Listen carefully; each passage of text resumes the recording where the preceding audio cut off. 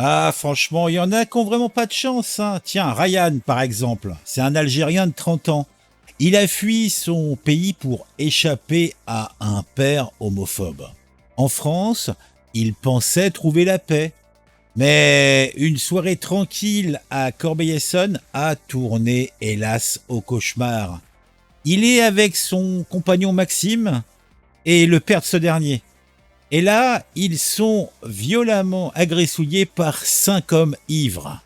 Les insultes homophobes ont procédé une attaque brutale, laissant Ryan avec 17 agrafes pour le réparer.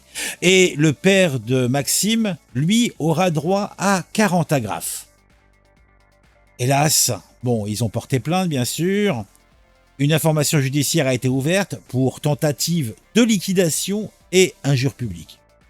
Les suspects ont été identifiés et l'un d'entre eux a été interpellé. Depuis l'agression, Ryan et Maxime envisagent de déménager. Ils sont marqués par la peur et l'insécurité.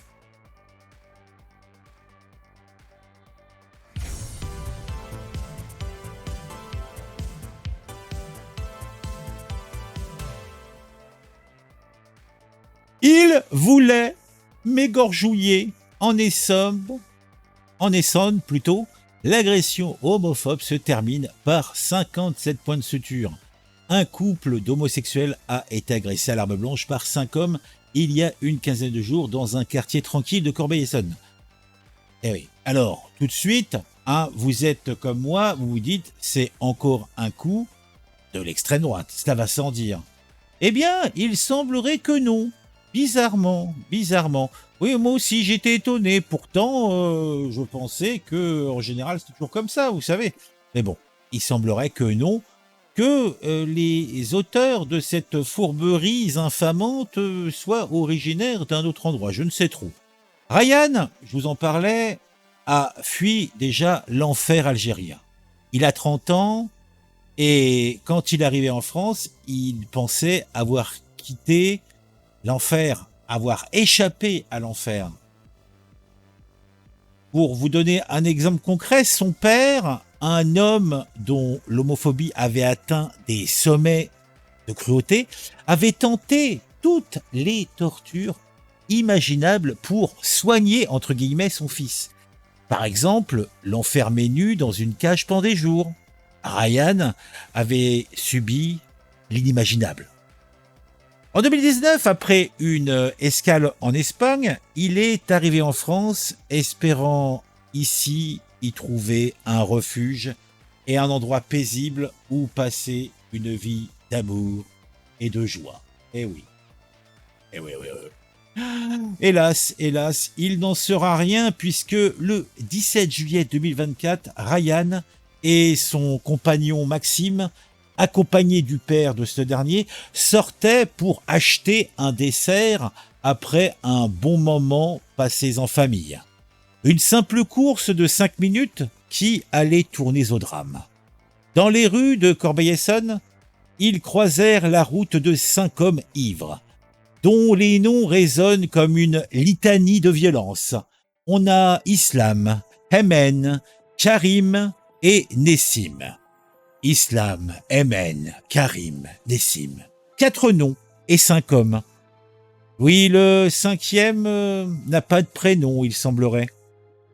Les insultes homophobes ont fusé, suivies d'une agression d'une brutalité inouïe. Et on peut le dire, c'était la haine qui était au cœur de la nuit. D'ailleurs, un des 4, alors peut-être était-ce Islam, peut-être Hemen, peut-être Karim, peut-être Nessim. Le 5e, on l'appellera Robert, hein, on va l'appeler Robert. Hein, ça fera un petit côté, ça fera un petit peu côté couleur locale. C'est pas plus mal. Donc, on va dire, c'est Robert qui a dit « On va vous baiser les PD. Les cris de haine résonnent dans la nuit.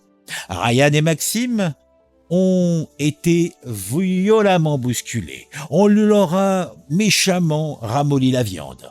Le père de Maxime a tenté désespérément de les protéger. Bilan, 17 agrafes pour Ryan, 40 pour le père de Maxime. Maxime nous dit « J'aurais pu mourir. À quelques centimètres près, leur couteau finissait dans mon cœur. » Ah non, c'est pas le père de Maxime qui a dit ça, c'est Ryan. En tout cas, Ryan, pour lui, ça n'a pas été une blague. La justice peut-elle être rendue? En tout cas, une information judiciaire a été ouverte pour tentative de meurtre et injure publique à raison de l'orientation sexuelle des victimes. 15 jours après l'agression, Ryan se confie sur la brutalité des faits et le quotidien du couple qu'il forme avec Maxime.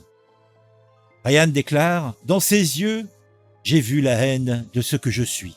Et sa haine a été démultipliée parce que je suis maghrébin, comme lui, se désole Ryan. » Alors, quelle a été sa vie à lui et à Maxime après cette immonde agression? Depuis l'agression, Ryan et Maxime envisagent de déménager, de quitter la résidence paisible où ils vivaient ensemble. La peur et l'insécurité ont pris le dessus.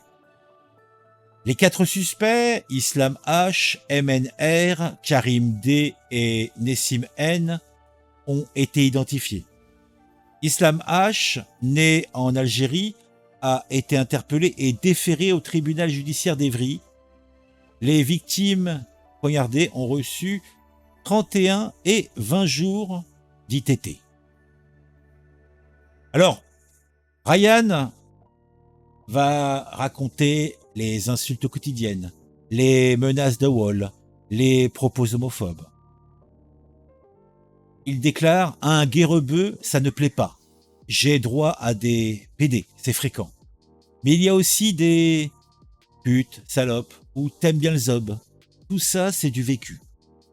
Je laisse couler en général, mais s'il y a une menace physique, je ne me laisse pas faire. » Pas simple. Donc,